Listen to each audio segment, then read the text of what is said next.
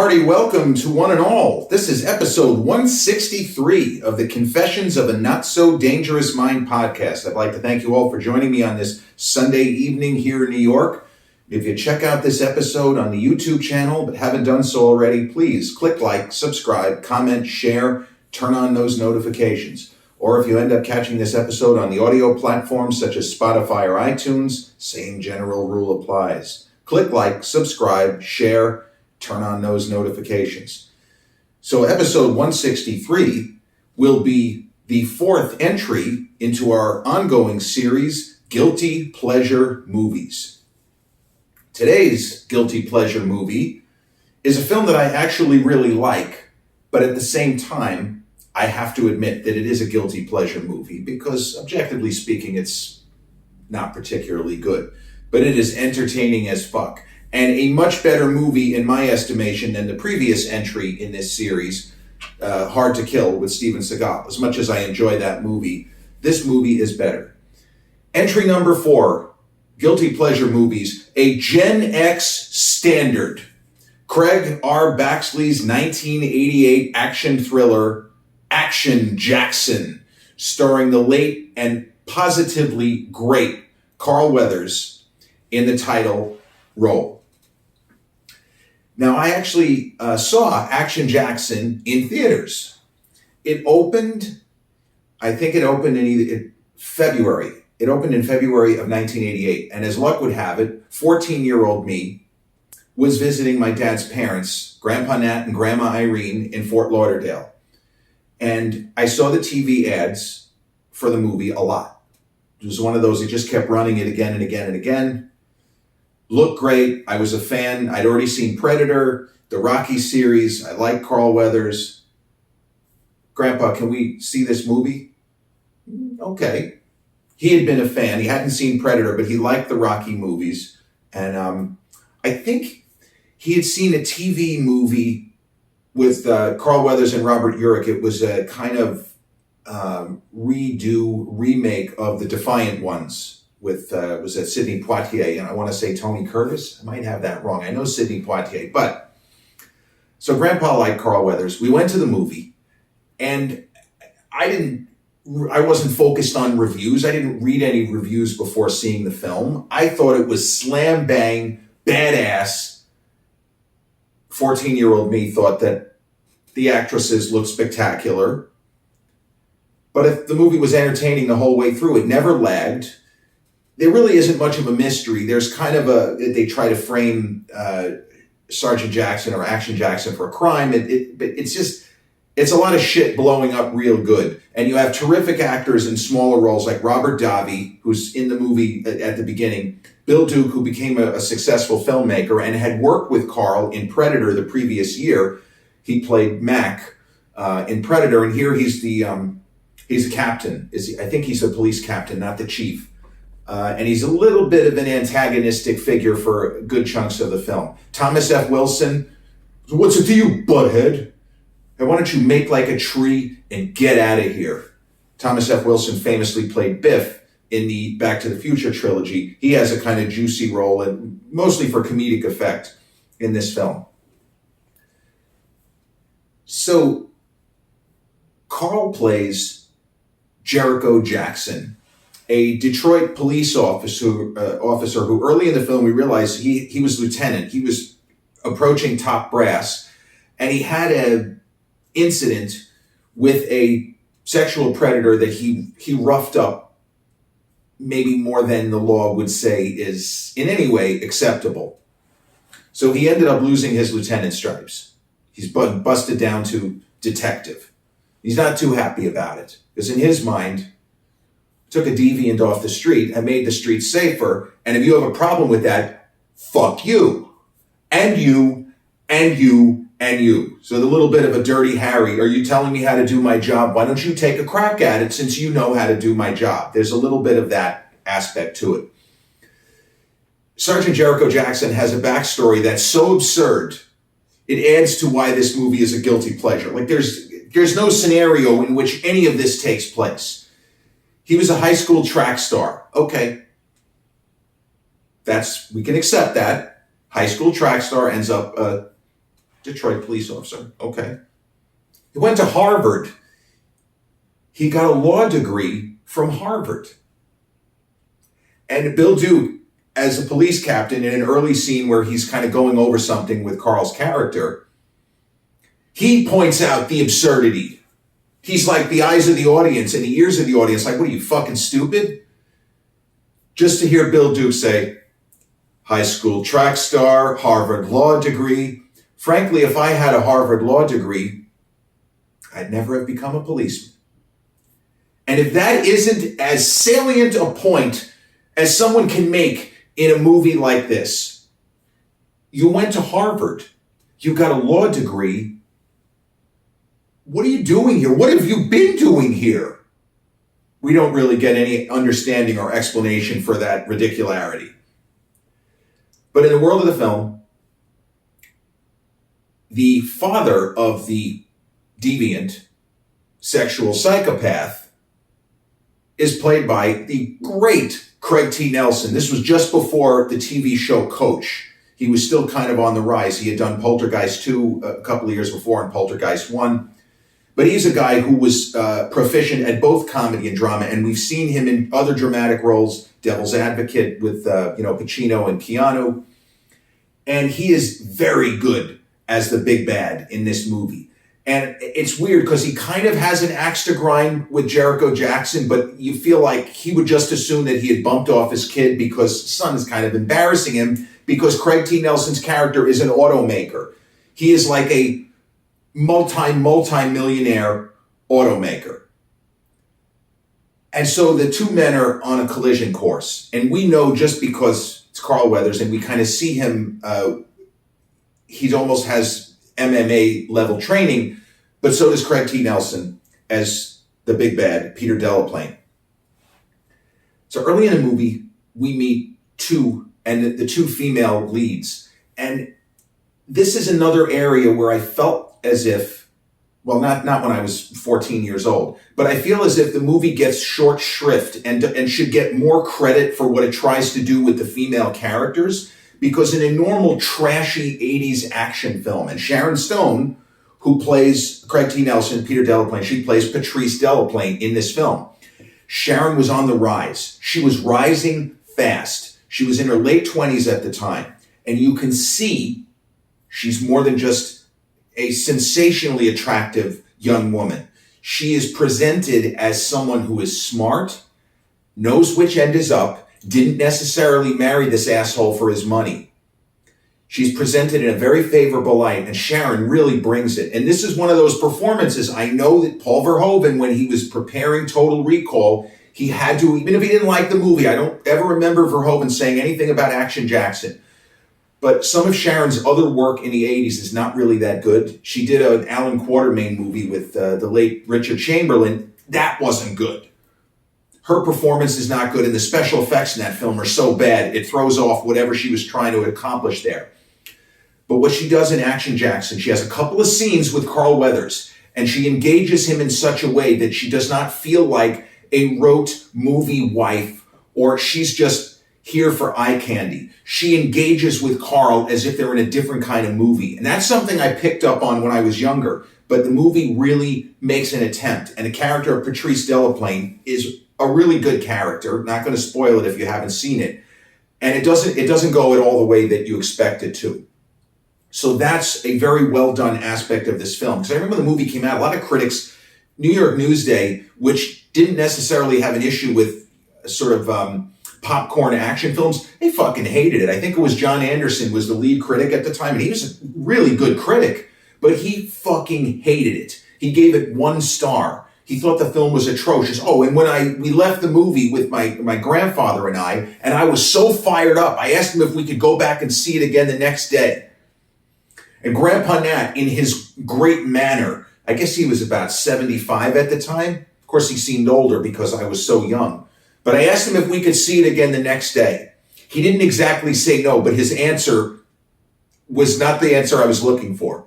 I said, "Oh, that was great. Can we see it again tomorrow?" He goes, "Junior, this trash was maybe 1 notch above the worst movie I've ever seen." All right. Once again, in the immortal words of Jeffrey Jones as Emperor Joseph in Amadeus, there it is. Well, there it is. We didn't go to see the movie again during my trip.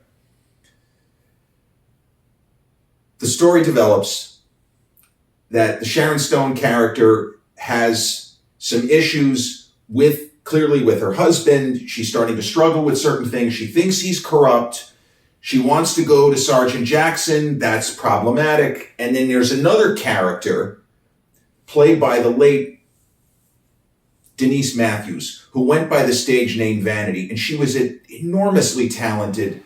She was a really good singer, and she just had such a fresh and vibrant screen presence. We saw her in The Last Dragon, which is, it's a better movie than Action Jackson. The Last Dragon is fucking awesome. It kicks ass, literally, figuratively, symbolically, all of the LLY words. Last Dragon is awesome, and she's really good in that movie, even though there are moments where she is just set decoration.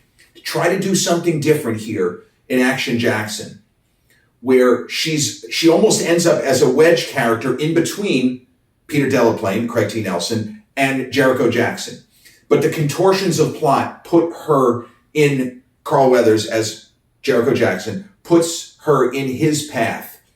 And there are stretches where it's almost like a movie where they're on the run. It's not North by Northwest, but they have to kind of hide out. And he does the best he can to protect her. And she has moments where she bails him out of trouble. She's not just a damsel in distress. There's a key action sequence where he's fucked, because we know he can outfight anybody in a straight fight, but he's in a situation where there's too many people. And she acts as a bit of a decoy and a distraction, makes up a crazy, outlandish story, but it gives him enough time to calculate his way out of the situation. And that's not something that I would have taken note of. But as an older person seeing it, they're trying to show her as a character of more than one dimension. This is good. This is different than what you would expect in this sort of trashy action potboiler popcorn movie.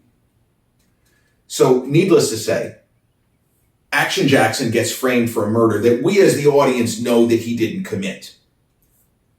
But hey, if the evidence is there, he's got to stay out of sight until he can figure out exactly what's going on. He knows that Delaplane is behind it, but he doesn't know exactly how. He doesn't know the mechanics of what has taken place. And he also doesn't know how he's going to get to the guy.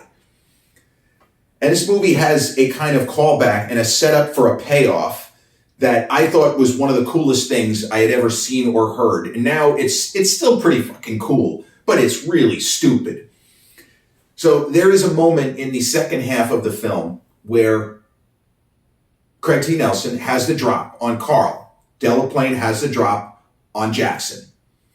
And we think that he wants to have him killed. See, this is one of those movies where the bad guy wants the hero dead, but only in a very specific, particular kind of way at a certain specific point in time, maybe.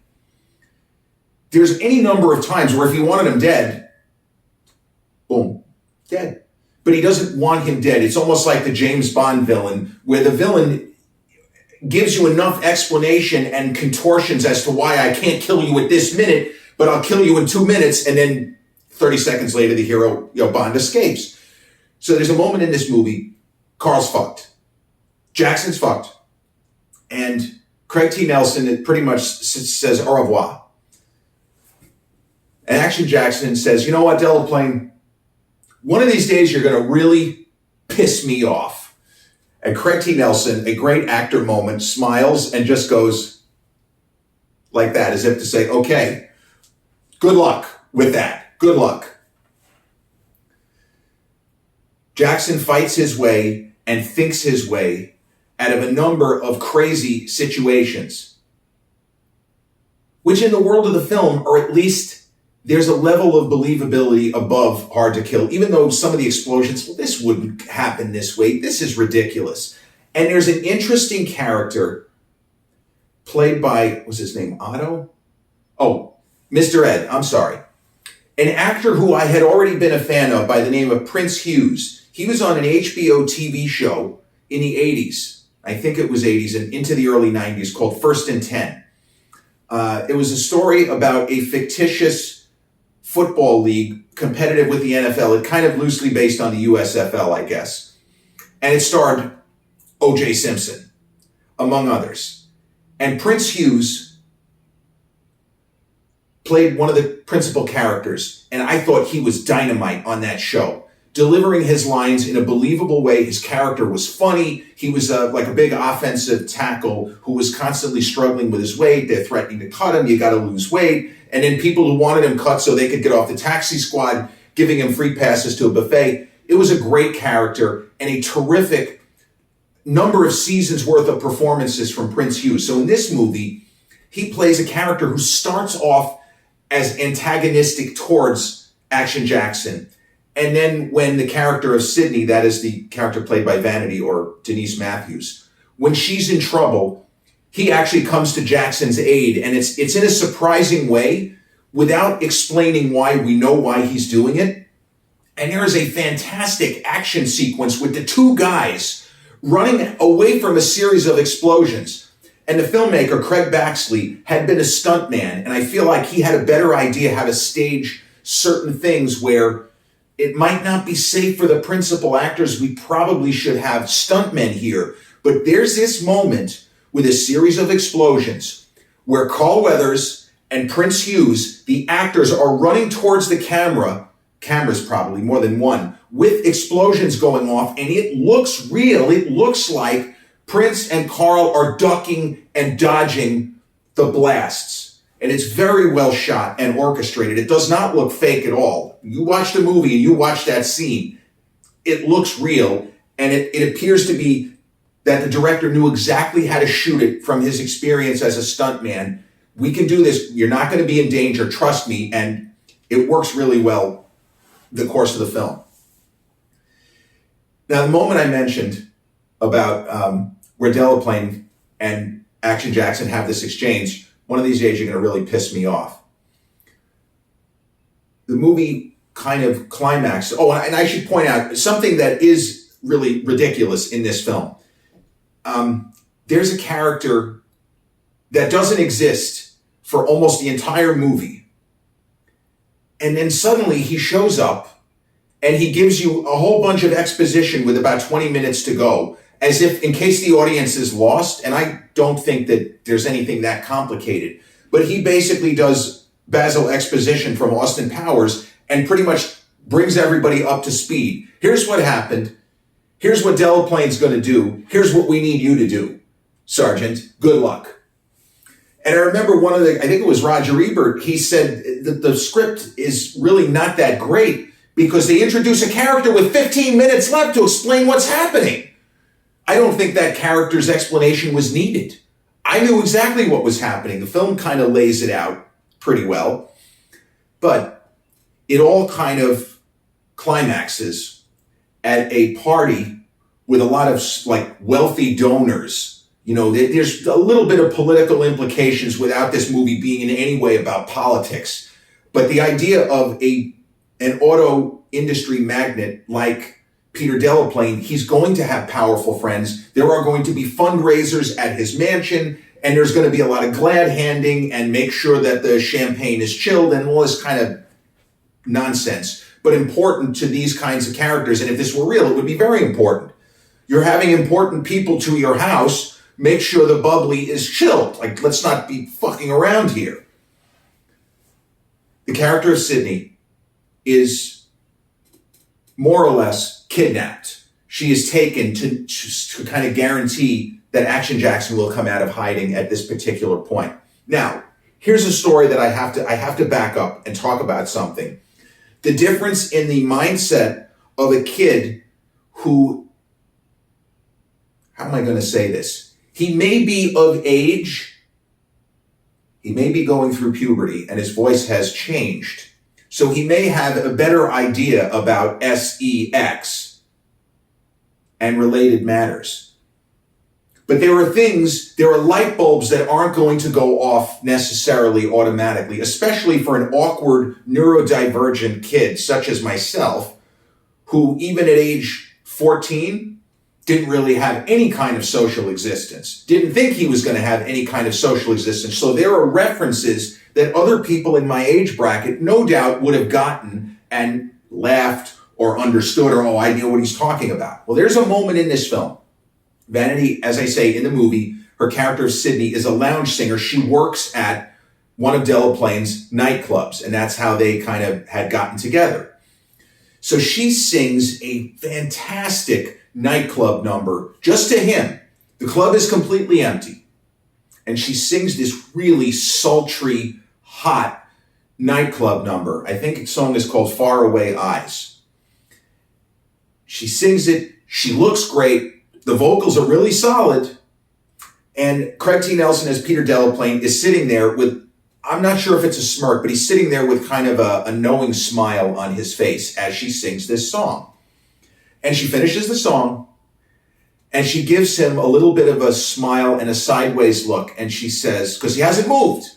It's not like he's cheering. There's nobody there. He's just sitting there minding his business, listening to her and smiling. She finishes the song, and she goes, I expected a standing ovation. And he goes, you're getting one. You know, we're in the theater, people are giggling. It ain't making any sense to me. Now, I knew about sexual things, but somehow that reference, which is a flagrantly, blatantly obvious, ha ha ha, that's a laugh line I'm supposed to get by that age. What the hell does that mean? Thank goodness I didn't ask my grandfather what the fuck he was talking about. But it went right over my head. I didn't get it. A couple of years later, I'm watching the movie. I expected a standing ovation. You're getting one. Oh, I get it now. Now I get it. So finally, in 1990, in my 10th viewing of the film, the light bulb went off. Wow. Wow. Expected a standing ovation. You're getting one. It's great. Very clever. Should have gotten it, didn't get it. Character of Sydney is kind of held prisoner. And here comes Sergeant Jericho Jackson, risking life and limb, and the fact that he's still apparently on the hook for this crime, this terrible murder that's taken place. And he shows up, fucks up the party, and an attempted assassination of another character who was also introduced very late in the movie. So it's like, they could have done more with the script to introduce characters earlier in the film. Like, I don't know, I guess they didn't really work everything out. Maybe it's not that they didn't shoot without a script, but there are certain elements that if you look at it now, like, this is a movie that could be remade better. It could be modernized. You throw Michael B. Jordan in there and the movie would work. Because they're just these little things where you say, well, why didn't they introduce this character early in the film? What's the big deal? You don't, and it's something it's screenwriting 101. Don't introduce a new character in the third act. What are you fucking, don't do that. So Jackson interrupts an attempted assassination and he reaches Sydney. And it's a really amazing scene. It almost, to me, has echoes of Once Upon a Time in the West, where it's not enough for Henry Fonda's character of Frank to die. It's not enough. That won't satisfy Charles Bronson's Man with a Harmonica. Yes, he wants him dead. But to just have him die by some random gunman, it's not going to work for him. In this way, the Man with a Harmonica is acting like the Bond villain who only wants Bond killed at a certain time in a very particular, precise sort of way. I didn't let them kill him, Charles Bronson says, after he repeatedly saves the life of the man that he has devoted his life to killing. Why did you save his life? I didn't. I just didn't want them to kill him. I didn't let them kill him. It's got to be me. So in the world of Action Jackson, there is a moment where Craig T. Nelson and Carl Weathers, the two adversaries, Peter Delaplane, Sergeant Jericho Jackson, they face off with Sydney right there. And Craig T. Nelson knows Jackson well enough to know that even though they have a gun on each other, he puts the gun down. He smiles. He just goes like this. And Sidney goes, just shoot him. Just shoot the son of a bitch. And Craig T. Nelson keeps smiling. And we as the audience, he's not going to just shoot him. That's just not good enough. You can't do that. And it's funny, 2 years later, The Adventures of Ford Fairlane with Andrew Dice Clay has fun with this exact setup. Where in that movie, Dice says something about, I want, man to man, mano to mano, let's go, fisticuffs. And in Robert Englund's character, a little Freddy Krueger type of a character, he disarms himself so that he and Dice can settle their differences man to man. But Dice was just fucking with him. He got the guy to put his weapon down, and then Dice blows his brains out. And then he calls him a jerk-off. What the hell does mano to mano mean? Jerk-off. Here, Sergeant Jericho Jackson puts his gun down, and he's going to go mano y mano with his arch enemy when he doesn't have to. He could have just put 5 bullets in him. So they have this knockdown drag-out fight, and they're evenly matched. That's the thing. Give Carl Weathers credit. He doesn't just steamroll this guy. Delaplane is clearly very well trained. You might argue that he's better trained than Jericho Jackson, but Jericho Jackson is just a bigger man. So he's going to have the advantage simply by being a bigger person. One point, Delaplane jams Carl's head, smashes his head through the passenger side door of a car. And the moment we've been waiting for the last half hour, Carl Weathers screams, shoves him off, puts up a finger, and shouts out loud, now you pissed me off. And I won't spoil the ending, but it's worth the price of admission just to hear Apollo Creed, Dylan from Predator, Sergeant Jericho Jackson, Carl Weathers in a rare lead where he's the guy. He's the man. Now you pissed me off. The film ends more up than you would expect because there's a lot of dirty, grimy, dingy, kind of sordid moments in this with junkies and drug dealers. Oh, and Sonny Landham, who also co-starred with Carl in Predator. He plays an interesting character. He was Billy in Predator. Fantastic, really good actor. He also was in, I think he worked with Stallone. I don't know if it was Tango and Cash, but I think it could have been Lockup, but I'm pretty sure he worked with Sly also. The film is, it is a guilty pleasure because as I've explained, there are all kinds of problems with the script, but there are elements which I believe are quality. If somebody said, in my professional opinion, my film historian opinion, rate this movie out of 4 stars, I'm going to give it 3. Even with the problems, there were enough good elements and the work that they did with the character, and especially Sharon Stone and the late Denise Matthews. They are really good. Both of them give terrific, more well-rounded performances. And this is not something that I dismiss or take for granted because most of these kinds of films of that era don't even do that.